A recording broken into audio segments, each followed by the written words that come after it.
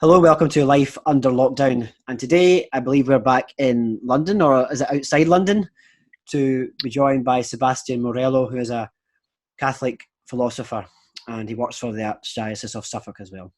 So welcome. Yeah, so that's Southwark. Yes, I don't know, it's a nightmare. I knew I knew that at the back of my mind I was going to get that wrong. But no, that's all right. And despite my role in Southwark, I actually live outside the Archdiocese. I didn't when I took the job, but when the kids started coming along, we moved out to rural Bedfordshire. So that's where I am now, under lockdown. So how is lockdown life in Bedfordshire treating you? Well, I must say it has its perks. I've thoroughly enjoyed spending so much time with the family, going for long walks across the fields with the children and the dog, getting a lot of reading and writing done. I'm just trying to complete a doctorate at the moment, so it's been a valuable time of study and writing. So obviously this pandemic has come with a lot of tragedies, and it's very heartbreaking, its effects.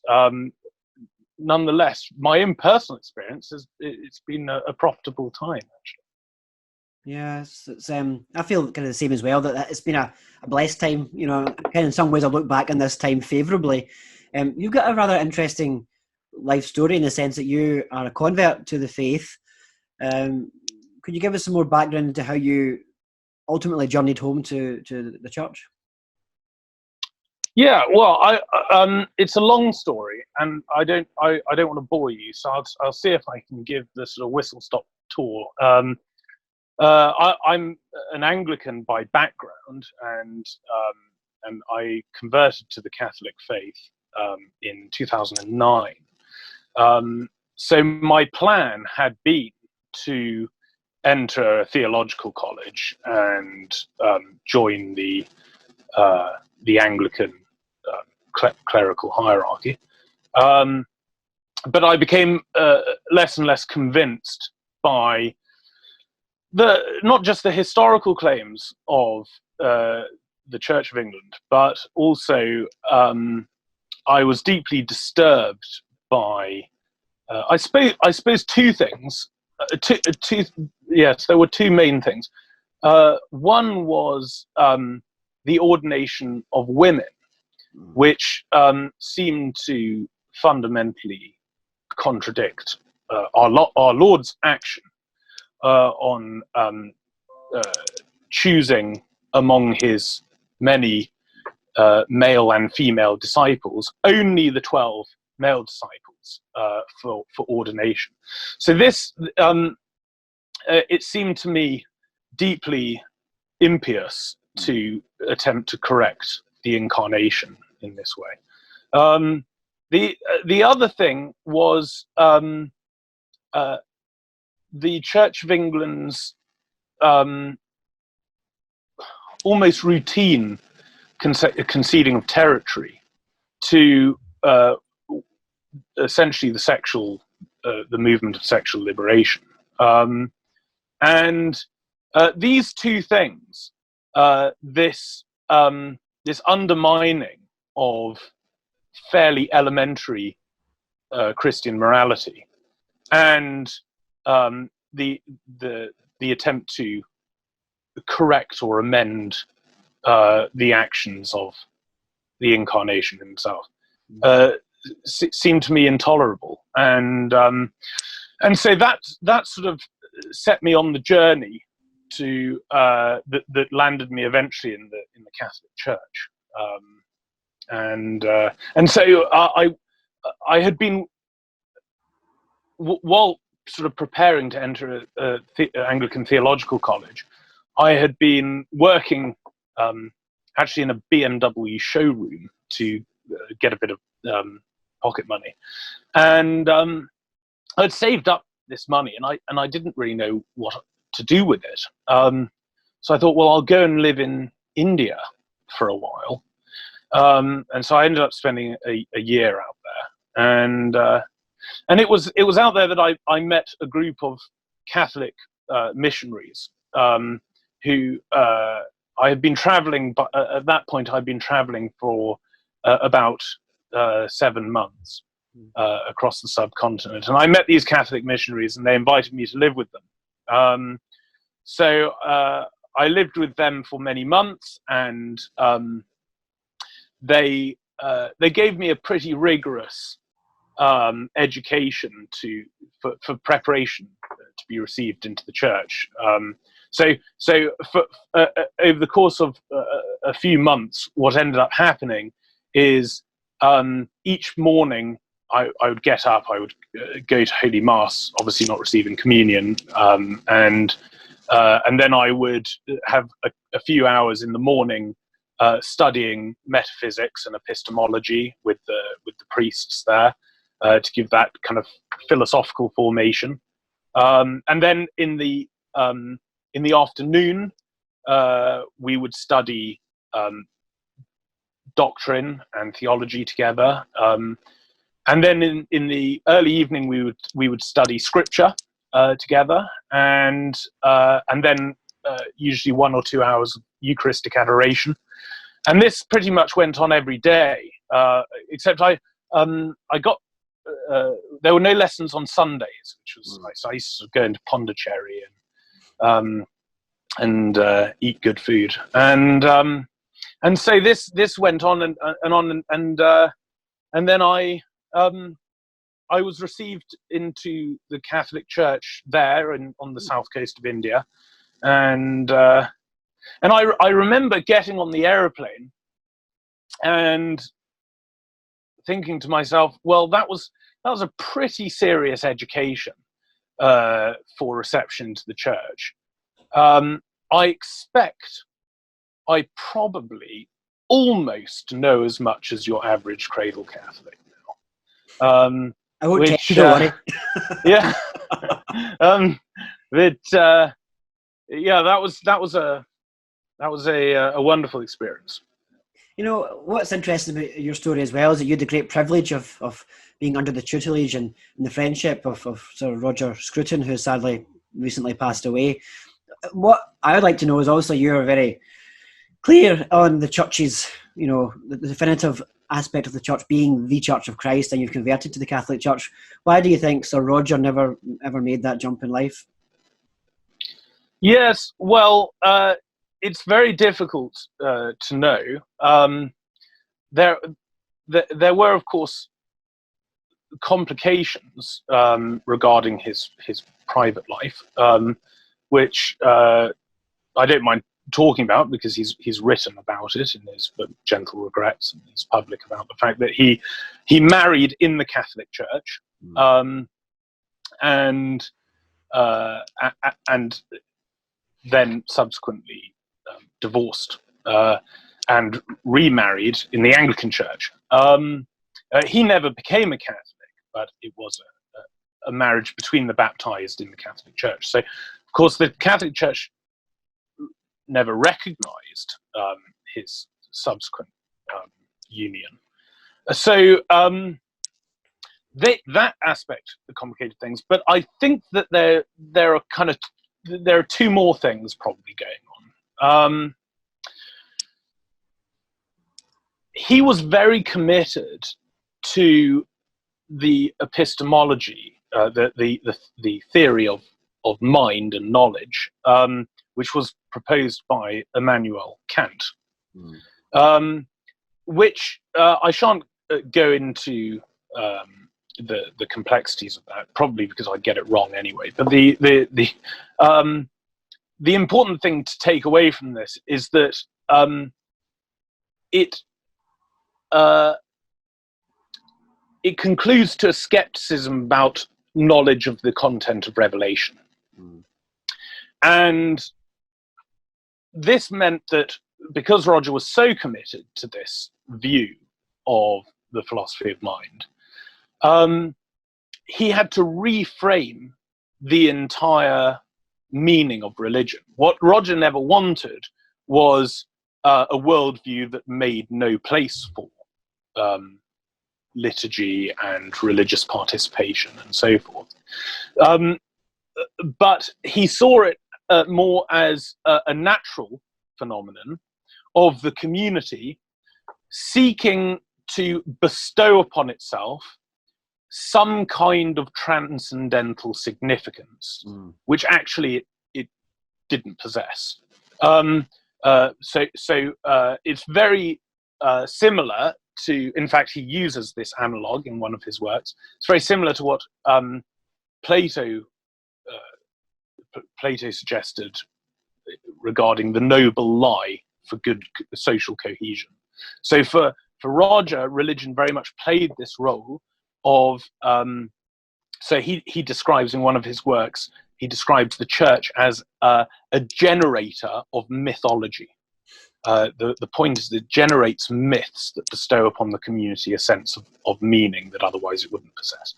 And so what this in turn means is that it's very, very difficult to pin down exactly what Roger meant by God.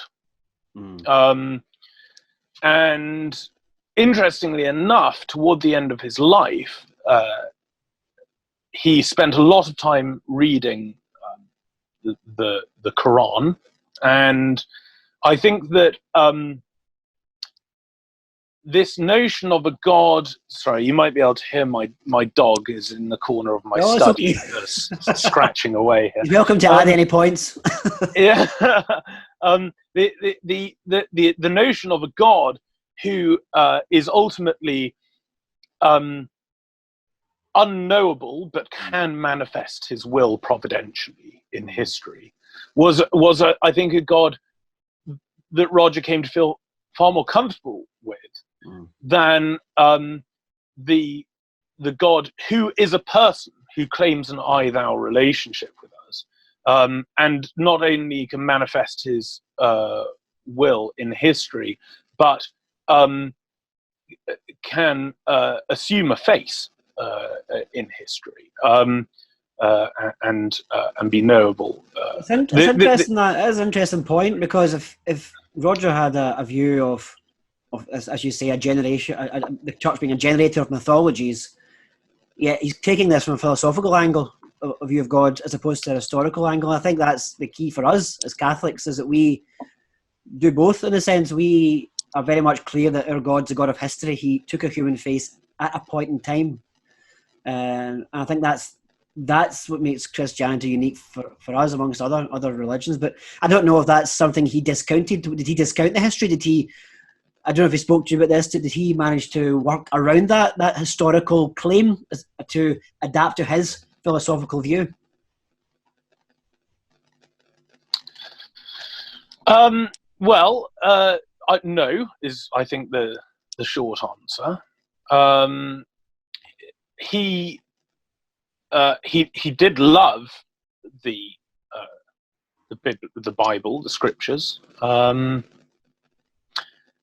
But I think he loved the scriptures in a similar way to his love for Virgil's Aeneid, for example. That this was one of the great works of mythology which had contributed to forming the Western civilization which he loved. Obviously, we would want to argue that the difference between Holy Writ and the great works of antiquity, which we treasure and which were protected and treasured by the Benedictine monks in the Dark Ages. We've never seen an opposition between these works and Holy Scriptures, but we've always said that these actually differ in kind. I don't think Roger would have wanted to go that far. I say all of this, but I was very surprised when I was very surprised at his funeral, which wasn't that long ago, just a few months ago. because he had clearly put a lot of thought as he was dying into what he wanted for his funeral. And it started with these fairly, well, actually, the funeral opened with the prologue of St. John's Gospel. So the creation of the universe through the word. But then it instantly went into essentially quite secular texts of Thomas Hardy and other writers who Roger admired. And then, about a third of the way through the funeral, a section of Eliot's Four Quartets was read. This kind of breaking in of supernature into the natural sphere, which I think Eliot did so wonderfully in his modernist idiom. And then following Eliot, there were these there's reading after reading of Holy Scripture, and then the singing in Latin of the Hail Mary, and then the prayers by St. Francis of Assisi, and then the whole funeral ended with the act of consecration according to St. Ignatius of Loyola. And I was sort of sitting in the pew thinking, what the heck is going on here? You know, it just sort of erupted. And I was very moved and very edified by that experience at his funeral. So maybe that was Roger's last opportunity to tell us all that we had never really pinned him down. Yeah, that's a really beautiful thought to think. And ultimately, we don't know a person's thought at the last moment before they go on to meet the Creator. Sure. We hope that whatever difficulties and challenges that Roger had in his mind and his philosophical wrestling with the truth, that he reconciled them before his death. So he was always pursuing the truth in a really almost aggressive manner. He thirsted for the truth, and those obstacles to what I think you and I would say is the fullness of the truth, are obstacles which he was never happy with, and he was tortured by those obstacles, and he always wrestled with them until the last days of his life, and that's why, as a student of his, it was so wonderful to sit at his feet as one of the great thinkers of our age, because he was not simply a philosopher who was commenting on the thoughts of other philosophers, or a philosopher who was, who could provide, albeit eloquently, a history of philosophy. He was a philosopher who was philosophizing himself, really pursuing the truth, knowing that the meaning of his life depended on its possession. And that's what was so utterly exhilarating about studying under him. Yes, it's I'm thinking behind me I've got a picture of Cardinal Newman. I was an ex-pupil of Cardinal Newman High School in Bellshill, the only one in Scotland named after the saint. Obviously, you followed in his footsteps in a sense, becoming a Catholic from the Anglican Church. And again, he shared that sense, maybe not so much in an aggressive way, but in a more kind of gentle way of coming towards the truth and finding that truth, and I think finding that peace. Part of me is thinking today about people are seeking the truth amidst this uncertainty of the pandemic, which has changed the way society has functioned in some ways, and it's reset all our thinking. Bishop John Keenan, actually, who you know well, wrote a really interesting piece in the National Catholic Register, I think it was out yesterday, where he spoke about the church entering an ice age in some ways, and we don't know what's going to be after it defrosts. He didn't use the word defrosts, but I'm adding that in. Anyway, so whenever this does defrost, this pandemic goes away, what do you think will be the state of play, not only for society, but for the Catholic Church in general? Well, I don't know, and I am always reluctant to play play the seer in these sorts of things. What I would say, I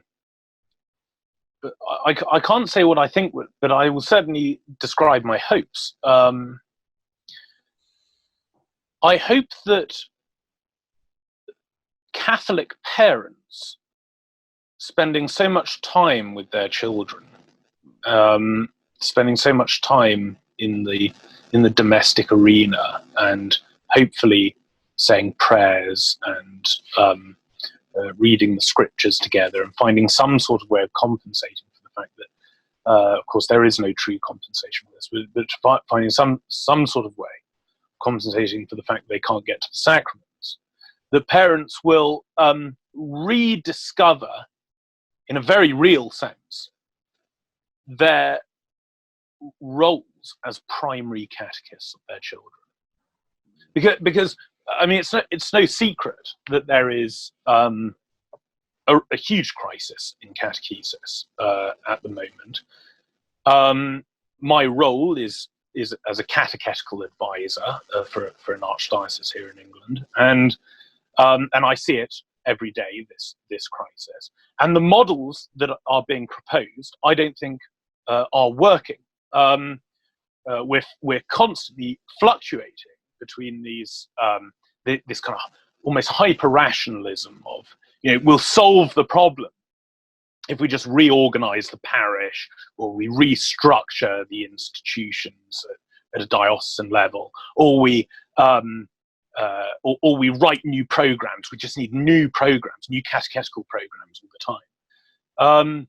That will solve it. And we fluctuate between this kind of hyper rationalism and this hyper sentimentalism, where if you can just get young people to describe who Jesus is to them, or if you can just get young people to I don't know, listen to some sort of pop music with a Christian veneer and emote while they listen to it.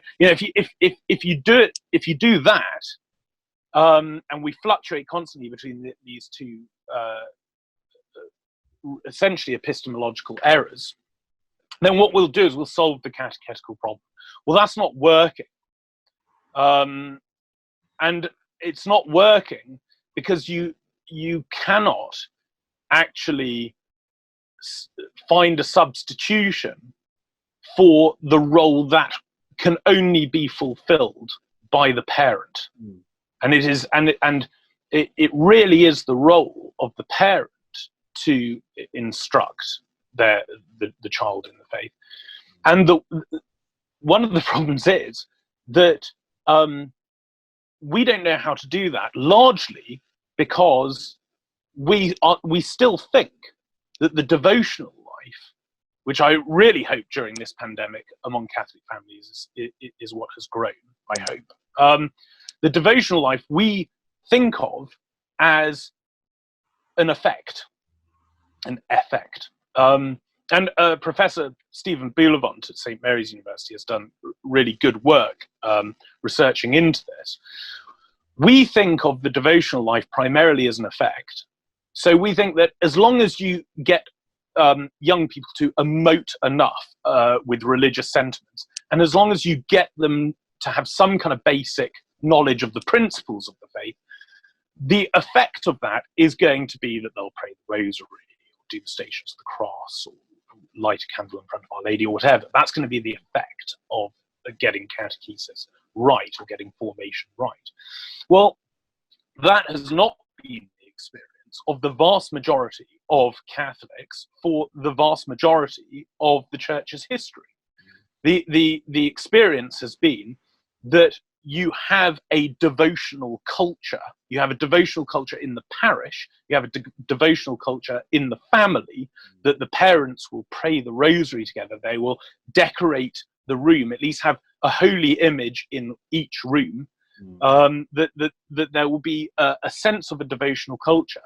And the effect of an ongoing devotional life is that catechetical questions are posed and answered, and that when they're not answered competently by the parents, supplementary catechesis is offered by the priest, and the parents, of course, can ask the priest, look, my teenager asked me this, and I really just didn't know what to say, or whatever. and then come back with an answer. But we haven't been in the last few decades. We haven't been taught what the devotional life is. The elementary devotions of the Catholic Church are devotions unknown to the vast majority of Catholics, and that's actually a lived, ongoing, habitual life of faith, rather than a series of abstractions or an experience of various emotional impulses because of a particular use of music or whatever. That's an ongoing. What that means is the effect of that is that were you to lose the faith, you wouldn't even know who you were anymore. And so, unless we recognize this problem, that our catechesis is being framed in essentially rationalism and romanticism, neither of which are the fullness of the realism with which the Church actually advances. And unless we recognize this problem, we cannot rectify the crisis of catechesis. Now, what this pandemic has done by keeping us all in our homes together is it has perhaps, I hope, certainly this has been the experience over the past few months in my family, it has provided the opportunity to establish a daily devotional life, to gather on a Sunday and read the scriptures together, to discuss them, to say intercessory prayers for members of our family and so on. It has created this space to establish a more rigorous, and even when we walk the dog, we'll stop and pray the rosary in the field, and we'll, in the spirit of Daniel, we'll call on all creation to bless the Lord and so forth. This is an ongoing devotional life, which is actually, it seems to me, a certain antidote to the serious problem we've got in catechesis. Yeah. So that's my hope. Yeah, I think I share those hopes with you. I think I'm actually hopeful that they are actually taking place. We obviously are at the forefront of social media in some senses in the UK and Ireland, Catholic social media, and we're seeing evidence of this, people turning back to the devotional life. We're seeing huge numbers tune into our online rosaries. We're seeing anecdotal evidence from our local high school. The teacher there, Pauline, our RD teacher, she's been sent lots and lots of images of pupils who, in her words, over a decade ago would not be building or constructing lady altars in their houses, but they are doing it during this pandemic. Yeah. So for me, that is giving me the hope that what you think might occur or hope might occur after this pandemic is a revival of our Catholic devotional life, and it seems to be the case. I think it's interesting. It ties back to this sort of idea of is religion.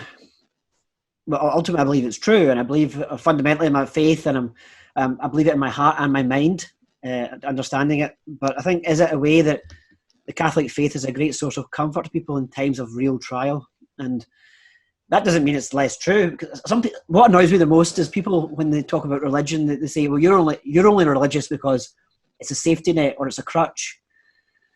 Well, no, I'm religious because I believe it. I'm religious because it makes sense to me. Rationally, I've thought about it and I feel it. Whereas, suppose, what would you say to people who suggest that people who are turning back to faith during this crisis are simply just falling back on a crutch? Well, maybe. Of course, our Lord has a parable about that, the casting of the seed, and that if there is, if of course the seed is the faith in this parable, obviously, and the seed has been cast again, and some will grow among the rocks, some among the brambles and so forth, and some may continue and withstand any future tempests or whatever. Who knows? It's perfectly possible that this is. I mean, you may have seen this interesting article in the Guardian, which quite a few people got excited about, which was about the fact that I think it was 1/4 of the nation's population had attended streamed services of some kind. You saw this. Yes, I saw the article, and I saw the rather unfortunate cover photograph they put on of the Vicar of Dibley. But anyway. Yeah, indeed. Yeah. But this was, and of course, 1 in 5 of those who had attended one of these streamed services from home had never been to church. So that is very interesting. My concern is that one, I would say it's very good what these priests are doing in streaming their masses and delivering their homilies online and so on. This is to be commended, certainly. What I feared was that this might in some way replace domestic or the opportunity for a domestic devotional life, and also the obligation on the parents to use this time to instruct in the faith. I don't know if it has done that, but yes, we shall have to see. I mean, in the end, I don't think we need to be too troubled by questions like that. As Tolkien said, history is just one long defeat, and but we're promised a final victory, and I think that should be our attitude about things like that. Yes, well, that's a wonderful way to draw our short conversation to a close. Yes, there is always hope for us as we're Catholics, or people of faith, for people of the Easter, the resurrection, and no matter what trials and tribulations afflict us in this life, there is that assurance of the final victory of Christ and his victory over death. And certainly we'll keep you in our prayers during this time. Also, personal bereavement, given that Roger recently passed away, but also it's a difficult time for families as well. So we hope that you will continue to be safe in Bedfordshire, and this will end rather soon. So thanks for your time. Thank you for having me. It's been very nice to talk. Thank you.